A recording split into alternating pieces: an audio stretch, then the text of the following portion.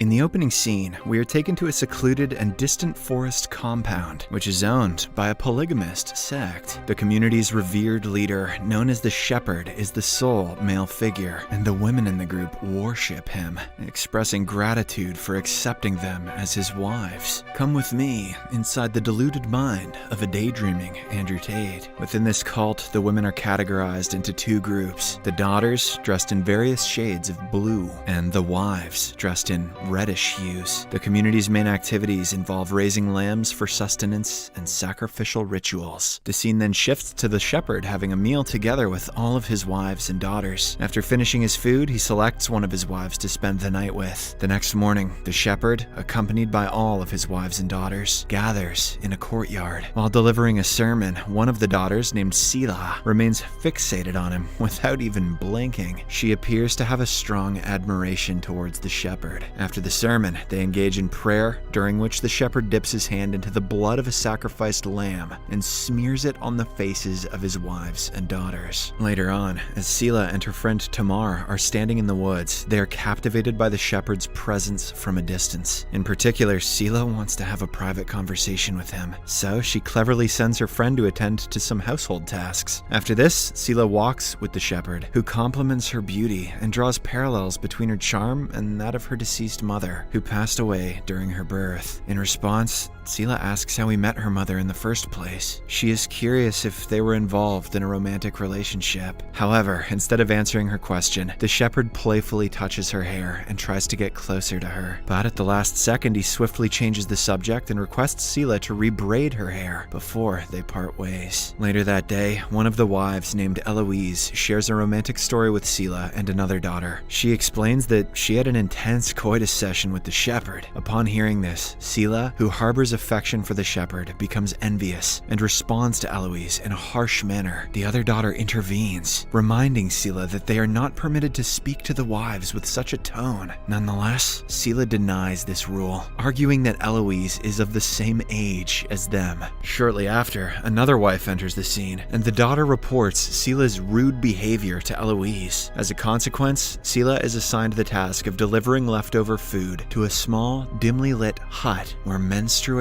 women are secluded due to the belief that they are impure. Inside the hut, Sila encounters two unhealthy women and engages in a conversation with one of them, named Sarah. The latter, whose chest bears scars, warns Sila about the shepherd's acts of violence. She asserts that once Sila enters the menstrual cycle, the shepherd will treat her in the worst possible way. However, Sila dismisses the warning, as she still perceives the shepherd to be a good person. The same night, as she is putting her younger sisters to bed, she looks out the window and notices the shepherd engaging in romance with one of his wives. This makes her really jealous, but she can't do anything about it. In the morning, the wives assist the shepherd in bathing, and one of them informs him that a new lamb is about to take birth. In another room, two other wives help Sila clean herself because she is going to be with the shepherd soon. It is then revealed that the lamb mentioned by the wives earlier is none other than Sila herself. In the next scene, we see Sila sitting alone in the peaceful fields, eventually drifting off into sleep. She awakens to the sound of lambs nearby and rises to investigate. To her dismay, she discovers one of the lambs severely injured and on the brink of death, bleeding profusely. In a distressing turn of events, Sila realizes that she too is bleeding. Troubled by this revelation, she examines herself later that night but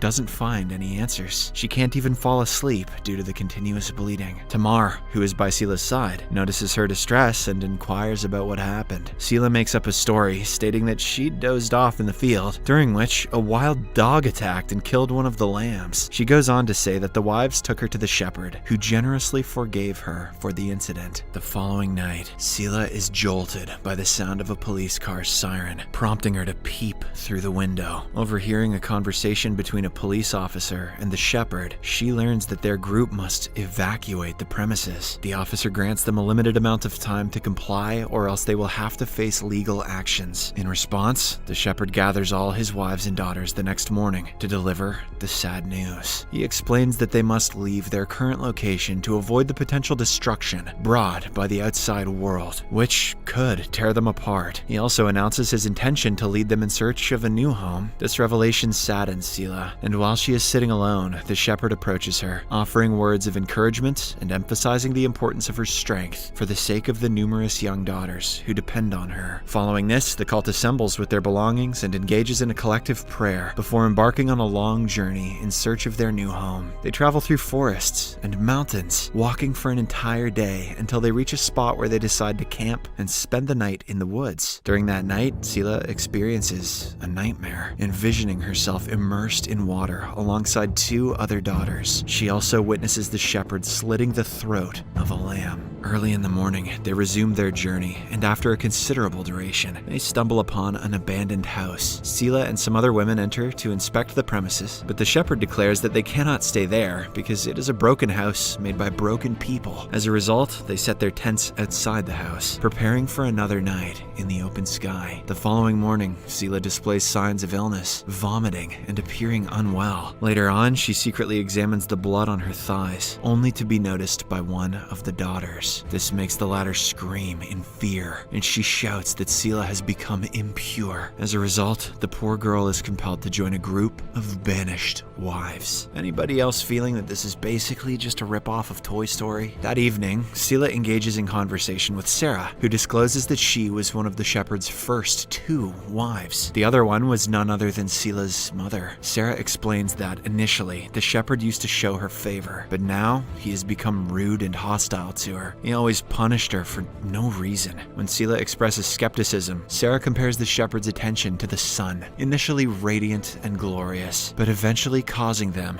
to burn. As their conversation continues, Sarah reveals the truth to Sela that her mother did not die during her birth, but rather succumbed to an infection a few days later. She explains that the shepherd did not take her to the hospital, viewing it as a test of her faith and resulting in her death from sepsis. Furthermore, Sarah admits that she no longer holds faith in the shepherd, but still stays in the cult due to a lack of alternatives and fear of being alone. In the next scene, the cult continues their journey alongside a country road. During this, Sela catches sight of a passing car with 3 people inside. She fantasizes herself within the vehicle, dressed like a regular teenager, which brings her to tears. That night, they all make camp at a certain spot, and while they have their dinner, Sela gazes at a pregnant Eloise, who also stares back at her while gently caressing her belly. The next day, during the difficult hike, Eloise suddenly goes into labor. The other wives believe it is time for birth, but Eloise is unable to gather the courage to do so. She fears that the baby will die in this treacherous environment. However, when the other wives force her, she pushes hard and eventually gives birth. In the process, though,